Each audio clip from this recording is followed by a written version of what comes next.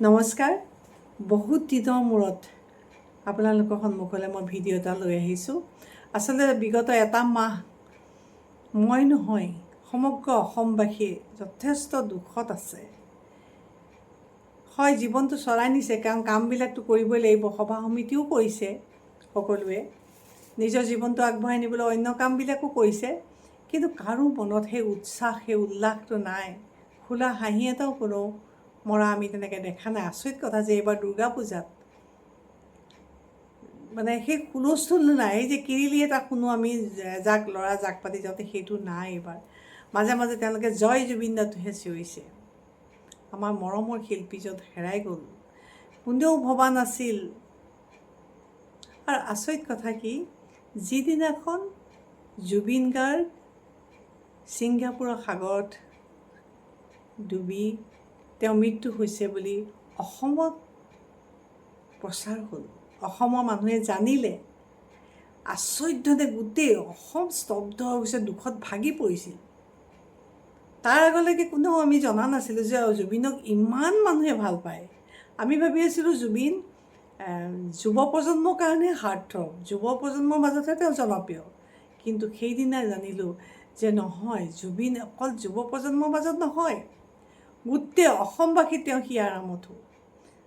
আৰু সেইকাৰণে জুবিন গাৰ্গ যেতিয়া কায়িকভাৱে আমাৰ মাজৰ পৰা নোহোৱা হৈ গৈছে বুলি গম পাবলৈ, গোটেই অসমখন একদম যেন কি যে হৈ গ'ল, স্তব্ধ হৈ গৈছে। সকলোৱে কাম কাজ এৰি, আনকি ভাৰত পাকিস্তানৰ ক্ৰিকেট খেলখনো যিখন চাবলৈ ইমান হেঁপাহেৰে সকলো ৰৈ থাকে, সেইখনো চোৱা নাই। তেওঁৰ মৃত্যুক কোনেও সহজভাৱে ল'ব পৰা নাই।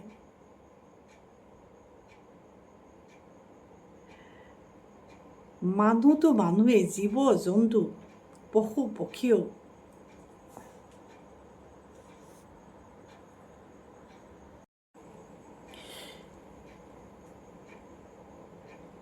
জুবিনক চিৰদিনলৈ হেৰাই পেলোৱা কথাটো, তেওঁক যি হেৰুৱাইছোঁ আমি, সেই কথাটো আজি এমাহ হৈ যোৱাৰ পিছতো কোনো অসমবাসী কোনেও মানে সহজভাৱে মানি ল'ব পৰা নাই। তাতে যেতিয়া তেওঁ মৃত্যুটোত ৰহস্যৰ গুণ পালে, বিভিন্ন ভিডিঅ' আমি দেখিছোঁ। এটা সময়ত সেইবিলাক গোটেই কথাবিলাক ফাদিল হ'বগৈ, কিন্তু সেইটোত আচলতে দেখা দেখি কথা কিছুমানে ওলাই আছে, সেইখিনিলে মই নাযাওঁ। মই এটা কথা ক'ব খুজিছোঁ যে জুবিনৰ মাজত যিখিনি আছিল, তেওঁৰ মাজত যিখিনি ঈশ্বৰত্ব আছিল, সেইখিনি আমি জীয়াই থাকোঁতে গম নাপালোঁ। সেই সময়ত যিবোৰ ভিডিঅ' প্ৰচাৰ হৈ আছিল তেওঁ জীয়াই থকা সময়ত, বেছিভাগে কেনেকুৱা আছিল, মঞ্চত গান গাই থাকোঁতে কিবা কিবি পাতলামি যে কৰি থাকে, বা কেতিয়াবা কিবা মদ খাই ক'ৰবাত কিবা এটা কৰিলে, তেনেকুৱা ধৰণৰ ভিডিঅ'বিলাকে বেছি প্ৰচাৰ হৈছিল। যিটো কাৰণে জুবিনৰ মাজত থকা ভাল গুণবিলাক, তেওঁ সমাজৰ কাৰণে যিবোৰ কৰি আছিল, তেওঁ দুখীয়া মানুহৰ মাজত ইমান সহজে মিলি পৰিছিল, তেওঁলোকক সহায় কৰিছিল, ইমান ধুনীয়া ধুনীয়া কথা গানবিলাক যে গাইছিল। এতিয়া ইমান ধুনীয়া ধুনীয়া গানবোৰ আমি পাইছোঁ, বহুত গান আমি শুনাই নাছিলোঁ। আৰু তেওঁৰ মাজত থকা সেই মৰমীয়াল, সেই ধুনীয়া হাঁহিটো জুবিনজন আমি সেই সময়ত ইমান দেখা নাছিলোঁ ভিডিঅ'বিলাক, এতিয়া কিন্তু ওলাইছে। আৰু সেইকাৰণে মানুহে প্ৰত্যেক দিনাই এতিয়া মানে সেইবিলাক চাই চাই কান্দিছে, চকু পানী টুকি আছে। মই কেইবাজন মানুহক জানো, তেওঁ জীয়াই থাকোঁতে জুবিন গাৰ্গৰ কথা ভালকৈ নকৈছিল। এতিয়া কিন্তু তেওঁৰ লগত ময়ো যিহেতু সদায় চাওঁ জুবিনৰ গানবিলাক, এতিয়া ভিডিঅ'বিলাক, তেতিয়া তেওঁৰ লগত যেতিয়া কথা পাতোঁ, এতিয়াও কৈছে, আজিও কৈছে, নাই মই এইবাৰ দেৱালী চেৱালী মানিবলৈ নাই, মই জুবিনৰ ন্যায় লাগে আমাক, আমাৰ ইমান গুণী এজন শিল্পী আমি হেৰুৱাইছোঁ, আমি ফূৰ্তি কৰিব নোৱাৰোঁ। তাৰমানে প্ৰত্যেকজন অসমীয়া বুকুত জুবিন গাৰ্গ একদম নিকপকপীয়াকৈ বহি আছে। তেওঁৰ মাজত থকা প্ৰতিভাখিনি এতিয়াহে আচলতে সকলোৱে উপলব্ধি কৰিছে। তেওঁ গানৰ কথাবিলাক এতিয়া আমি বেছি মন দি আমি শুনিছোঁ। তেওঁ বোলে নিজেও কৈছিল, মই নিজ গানে শুনা নাছিলোঁ, নিজে জুবিনক লগ পাইছোঁ বহুতবাৰ। তেওঁ যিহেতু আমাৰ গোলাঘাটৰ জোঁৱাই, তেওঁ জোনালী ষ্টুডিঅ'লৈও মোক মাতিছিল, মই গৈছিলোঁ চাবলৈ। কিন্তু তেওঁক জীয়াই থাকোঁতে তেওঁ নাজানিলে যে তেওঁক সকলোৱে ইমান বেছি মৰম কৰে, ইমান বেছি ভাল পায়। মই এটা কথা সেইকাৰণেই আচলতে ক'বলৈ আজি আহিলোঁ, আজি যথেষ্ট ৰাতি হৈছে, 1 বাজিবলৈ হৈছে, যে আমি মানুহক জীয়াই থাকোঁতেই আচলতে তেওঁৰ যিখিনি প্ৰতিভা, তেওঁৰ মাজত যিখিনি গুণ থাকে, সেইখিনি স্বীকৃতিটো দিব লাগে। তেওঁক সেইখিনিৰ কাৰণে সন্মান যাচিব লাগে, মৰম কৰিব লাগে। মৰাৰ পিছততো কোনেও নেদেখে। আমাৰ সাধাৰণতে কি হয়, মানুহ এজন জীয়াই থাকিলে যেনিবা য়ং হৈ থাকিলেতো আৰু দিব নিবিচাৰে। মৰাৰ পিছত কিন্তু 70জনেও কয় তেওঁ বৰ ভাল মানুহ আছিল দেই, যিটো জুবিনেও গাই গৈছে, 70ৰো গুণ বখানিব। জীয়াই থাকোঁতে মানে মাৰিবলৈকে চাব লাগিলে, কিন্তু মৰাৰ পিছত ক'ব। গতিকে মৰাৰ পিছত কৈ লাভ নাই। আমি জীয়াই থাকোঁতেই মানুহক আচলতে সেই স্বীকৃতি দিবলৈ, আজি প্ৰত্যেকৰ বুকুৱে হাহাকাৰ কৰিছে তেওঁ গানবোৰ চাই। তেওঁ জীৱ জন্তু মানুহক যিখিনি মৰম কৰিছিল, দুখীয়াৰ প্ৰতি যিখিনি দৰদ আছিল, প্ৰত্যেকজনেই কান্দিছে, কোনে কন্দা নাই তেওঁৰ কাৰণে। আজি কাছ এটাও বগোৱা বাই তেওঁ ভকতসকলৰ মাজত আহিছে, জুবিনৰ কাষলৈ গৈছে। কাউৰী, শালিকা, ভাটৌ, হাতী, কুকুৰ, মেকুৰী, বান্দৰ, কিয় অহা নাই তেওঁৰ কাষলৈ, কোনে কন্দা নাই তেওঁৰ বিয়োগত। আৰু আজিহে আমি গম পাইছোঁ যে জুবিন এগৰাকী ঈশ্বৰৰ অংশ আছিল। আৰু গৰিমা গাৰ্গ এইখন পৃথিৱীৰ এইটো যুগৰ আটাইতকৈ ভাগ্যৱতী মহিলা হৈছে গৰিমা গাৰ্গ। আমি গৰিমা আমাৰ ছোৱালী, আমাৰ গোলাঘাটৰ ছোৱালী। আমি তেওঁক সমগ্ৰ পৃথিৱীয়ে দেখিলে। অসম এখন এনেধৰণৰ ৰাজ্য য'ৰ বাসিন্দাই তেওঁলোকৰ এজন শিল্পীক কেনেধৰণে মৰম যাচিব পাৰে, কেনেধৰণে সন্মান দিব জানে। পাকিস্তান ভাৰতৰ চিৰবৈৰী, সেই পাকিস্তানতো জুবিন গাৰ্গৰ মায়াবিনী গীত গাইছে, আমেৰিকাতো গাইছে, বিদেশিনীও গাইছে মায়াবিনী। লতা মংগেশকাৰে 50,000 ওপৰ গান গাইছিল, কিন্তু সেই লতা মংগেশকাৰৰ অন্তিম যাত্ৰাটো কিন্তু সিমান মানুহ হোৱা নাছিল যিমান জুবিন গাৰ্গৰ অন্তিম যাত্ৰাত লোকাৰণ্য হৈ পৰিছিল। ৰাজেশ খান্না যি সময়ত জনপ্ৰিয় তুংগত আছিল, সেই সময়ত তেওঁ ছুপাৰষ্টাৰ। সেইখিনি জনপ্ৰিয়তা একেটা সময়ত বলিউডৰ কোনো ষ্টাৰে পোৱা নাই। সেই ৰাজেশ খান্নাৰ অন্তিম যাত্ৰাটো ইমান জনশ্ৰুত এনেধৰণে বোৱা নাছিল। বলিউড স্তব্ধ হৈ গৈছে সেইদিনাখন।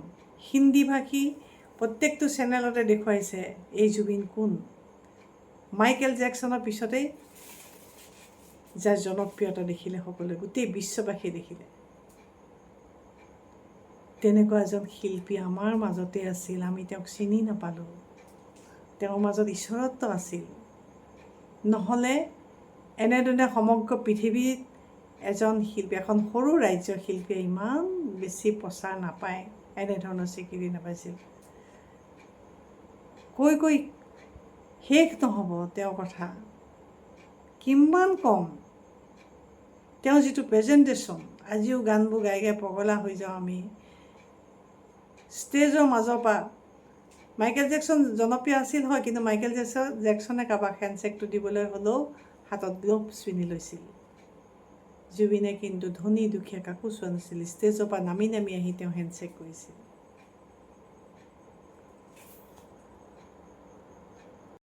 এটা দুখে মোক গোটেই জীৱন খাই থাকিব, সেইটো হৈছে যে মই জানমণি নামৰ ভিডিঅ' ছবিখন আপোনালোকে সকলোৱে প্ৰায়খিনিয়ে চাইছে। তাত মই এটা সৰু ৰোল কৰিছিলোঁ, কইনাৰ মাহীয়েকৰ ৰোল এটা। জুবিনে যেতিয়া গম পালে মই গৈছোঁ বুলি, তেওঁ মোক ফোন কৰি মাতিলে, আপুনি মোৰ ষ্টুডিঅ'টো চাই যাবহি। কাৰণ আমাৰ গোলাঘাটৰ যোৱাই নহয়, আমাৰ গোলাঘাটত আহিলে প্ৰায় লগ পাওঁ, য'তে ত'তে লগ পাওঁ। কাৰণ জুবিন কোনো অন্য আৰ্টিষ্টৰ নিচিনা, অন্য ছিংগাৰৰ নিচিনা তেওঁ ইমান ৰিজাৰ্ভ হৈ নাথাকে। তেওঁ য'তে বজাৰৰ মাজত দেখিব ক'ৰবাত চাহ খাই আছে, ক'ৰবাত দেখিব এগালমানৰ মাজত আড্ডা পিটি আছে, মই তাতে তেনেকৈ আমি কেতিয়াবা লগ পাওঁ। কিন্তু পিছৰ ফাললৈ সিদ্ধাৰ্থ শৰ্মাই তেওঁক এনেকুৱাকৈ আৱৰি ৰাখিব ধৰিলে যে আমাৰ দৰে কেতিয়াবা লগ পোৱাসকলৰ কথা বাদেই দিছোঁ, যতীন বৰাসকলৰ তেওঁলোকৰ দৰে শিল্পীয়েও, মানে যাৰ লিপছত আটাইতকৈ বেছি জুবিন গাৰ্গৰ গান আছে বুলি কৈছিলে এদিন যতীন বৰাই এটা সাক্ষাৎকাৰ, তেওঁলোকক ফোনত কথা পাতিবলৈও নোপোৱা হ'ল।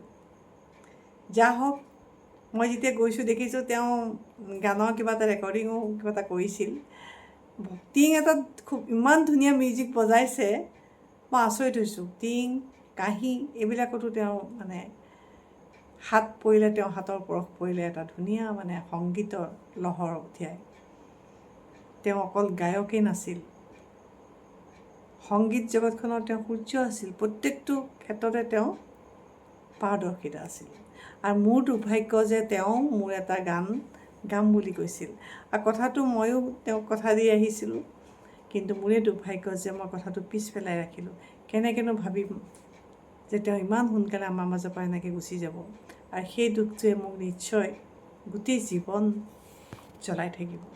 আমি গৰিমাক ক'ব খোজোঁ যে তুমি এইখন পৃথিৱীৰ এইটো যুগৰ আটাইতকৈ ভাগ্যৱান মহিলা। তুমি অকণো দুখ নকৰিবা জুবিন গুচি গ'ল বুলি। জুবিন সদায় জীয়াই থাকিব, আৰু তুমি বগা সাজযোৰ নিপিন্ধি ৰঙীন সাজেই পিন্ধি থাকিবা। যেতিয়া বগা সাজযোৰ মহিলাই পিন্ধে তেতিয়াহে তেওঁ অনুভৱ হয় যে তেওঁৰ স্বামী নাই, তেওঁ বিধৱা। নিপিন্ধিলে কিন্তু সেই ভাৱটো মনলৈ নাহে। আৰু তেনেকৈ আজিকালি মহিলাসকলে, বহুত মহিলাই তেনেকৈয়ে স্বামীক জীয়াই ৰাখে। গৰিমাই ৰাখিব। গৰিমাৰ প্ৰতি আমাৰ সদায় মৰম আছে। সকলো সমগ্ৰ অসমবাসী গৰিমাক মৰম কৰিব, কাৰণ তেওঁ জুবিনৰ জীৱনসংগী। তেওঁ জুবিনৰ দৰে এটা শিশুসুলভ মনৰ অধিকাৰী শিল্পীক তেওঁ আপডাল কৰি ৰাখিছিল। আৰু আমাৰ দৃঢ় বিশ্বাস, যদি ছিংগাপুৰলৈ গৰিমা লগত গ'লহেঁতেন, জুবিনৰ এই অৱস্থা কেতিয়াও নহ'লহেঁতেন। আজিও আমাৰ মাজত তেওঁ থাকিলহেঁতেন। নমস্কাৰ। বহুত ৰাতি হৈছে, মই এইখিনি কৈছোঁ। জুবিনক আমি হেৰুৱালোঁ নাপাওঁ, কিন্তু তেওঁ ইমানখিনি গান আমাক দি থৈ গৈছে, সেইখিনিৰে আমি তেওঁক যুগ যুগান্তৰলৈ জীয়াই ৰাখিব পাৰিম। সকলোকে অনুৰোধ কৰিছোঁ, জুবিনক পাহৰি নাযাব। জুবিনৰ প্ৰতি ন্যায় লাগে। তেওঁক যিয়ে ইমান কম বয়সতে এই পৃথিৱীৰ পৰা বিদায় দিবৰ কাৰণে উঠি পৰি লাগিছিল বা পঠিয়ালে, সেইসকলৰ ওপৰত যাতে এটা বিচাৰ হয়, জুবিনৰ প্ৰতি যাতে ন্যায় হয়, গৰিমাৰ প্ৰতি যাতে ন্যায় হয়, সমগ্ৰ অসমবাসীয়ে বিচৰা ধৰণে যাতে ন্যায় হয়, তাৰ কাৰণেই প্ৰাৰ্থনা কৰিলোঁ। ধন্যবাদ। শুভৰাত্ৰি।